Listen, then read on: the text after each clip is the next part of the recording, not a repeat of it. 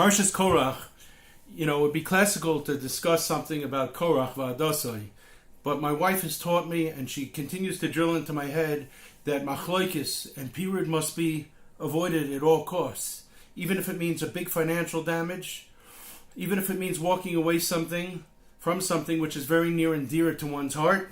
Avoid Machlokes at all costs. So in an effort to avoid Machlokes, I will actually avoid speaking about Korach v'Adasai and talk about two other topics.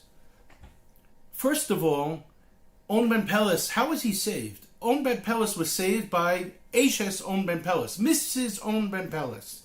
Did you ever think about how incredible it is? Here it is.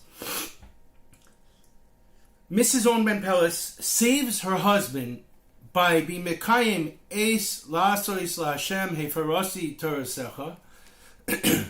She's Megala Tefach. She uncovers her hair in a non-sneeze fashion, standing outside the tent, so that Korach v'Adasai won't come in to fetch their cohort, On ben Peles, and by doing so, she saves her husband. How incredible the lesson is that the Torah teaches us, the Midah Keneged Midah. Just as she was Megala Tefach at personal self-sacrifice of Eis La'aseis La'Hashem Eferasi Torasecha, and she did a Avera, if you will, by being Megala Tefach to save her husband, the Torah shows us Midah Keneged Midah, the Chashivas of her Maisa, by protecting her identity. The Torah could have easily told us her name. The Torah tells us many people's names. But the Torah goes out of its way not to tell us the name of Mrs. On ben Peles. Why? Because she went out of her way to save her husband. Just as she was Megala Tefach and made herself unsinua, the Torah protects her tznius by making her tzinua. That's lesson number one.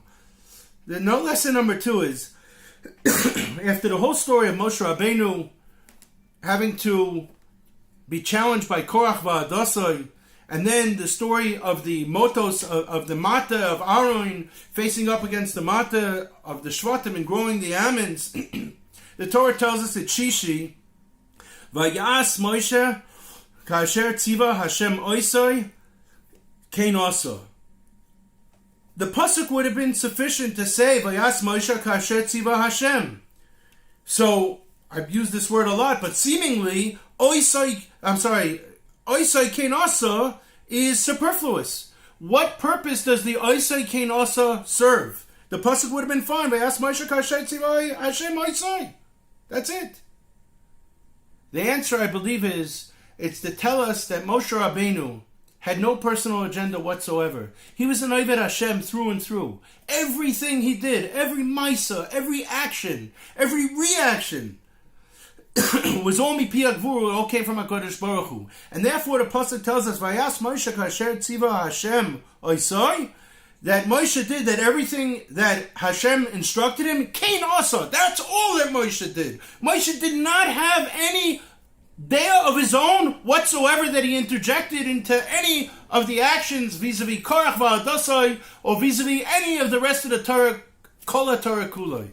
So may we all be Zoicha, each and every one of us, to be Ovdei Hashem and aspire to our Avodah, that it should be on the level of Moshe Rabbeinu, Moshe Rebbe, not to have any personal agenda, not with their interactions with others, not with interactions with the Rabbeinu Shalom, not in our Avodas Hashem, and not in our Avodas Ben Adam L'Chaverei. Have a wonderful, wonderful Shabbos. Kol Tov.